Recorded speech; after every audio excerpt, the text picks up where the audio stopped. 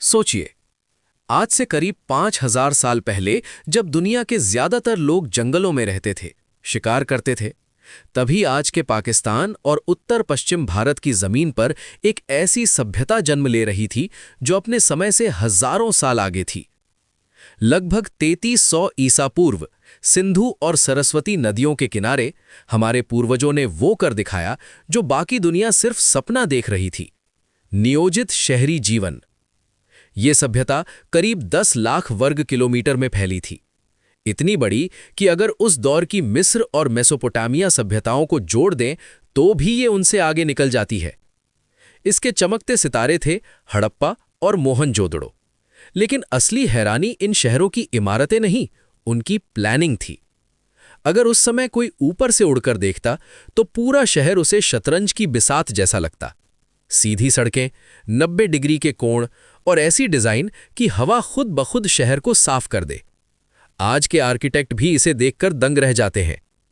हड़प्पा के इंजीनियर ईंटों के जादूगर थे। पूरे साम्राज्य में ईंटों का एक ही माप, चाहे उत्तर हो या दक्षिण। ये इस बात का सबूत है कि उस दौर में भी एक मजबूत प्रशासन था जो नियमों को सख्ती से लागू करता था। घरों की बनावट और भी कमाल थी। दरवाजे मुख्य सड़क पर नहीं, ताकि शोर और धूल अंदर ना आए। लगभग हर घर में आंगन, रसोई और सबसे चौंकाने वाली चीज, निजी स्नान घर और टॉयलेट। दीवारें इतनी मोटी कि भीषण गर्मी में भी घर ठंडा रहता। ये सिर्फ घर नहीं थे, ये आराम और विज्ञान का मेल थे। मोहनजोदड़ो के बीचों बीच एक रहस्यमयी संरचना थी, ग्रेट बाथ। लगभग 39 फीट लंबा, 23 फीट चौड़ा। पानी बाहर ना जाए इसके लिए जिप्सम और बिटुमिन की परतें लगाई गईं। ये दुनिया का सबसे पुराना वाटरप्रूफ सिस्टम माना जाता है, शायद धार्मिक या सामाजिक अनुष्ठानों के लिए। पानी की समझ यही खत्म नहीं होती। गुजरात का धौलावीरा रेगिस्तान में होते हुए भी जल प्रबंधन का मास्टरपीस था। बारिश का हर बूंद सहेजने के लिए जलाशय, बांध और चट्टानों में कटे चैनल। आज भी आधुनिक इंजीनियर इसे केस स्टडी की तरह पढ़ते हैं। हड़प्पा की ताकत थी उनका व्यापार, और इसका दिल था लोथल, दुनिया का सबसे पुराना ज्ञात मानव निर्मित बंदरगाह। यहां से जहाज हाथी दांत, मनके और लकड़ी लेकर मेसोपोटामिया, ओमान और बहरीन तक जाते थे। मेसोपोटामिया के लेखों में हड़प्पा को मेलुहा कहा गया है। लेकिन सबसे बड़ा रहस्य आज भी अधूरा है, उनकी लिपि।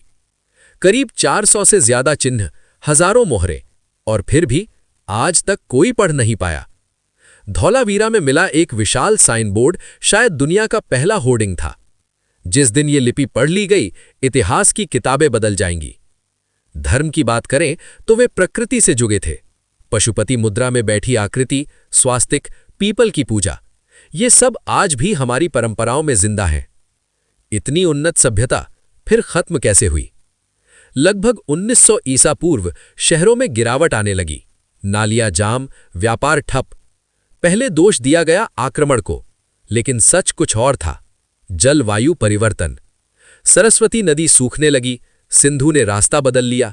बाढ़, सूखा, कमजोर मॉनसून। पानी खत्म हुआ तो शहर भी। लोग मरे नहीं, वे बस बिखर गए, पूर्व और दक्षिण की ओर पलायन कर गए। हड़प्पा सभ्यता खत्म हुई, लेकिन मरी नहीं।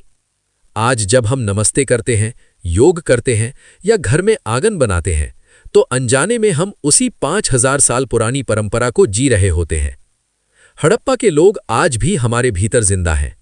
ये खंडहर हमें याद दिलाते हैं, ये कहानी सिर्फ ईंटों की नहीं, हमारी जड़ों की कहानी।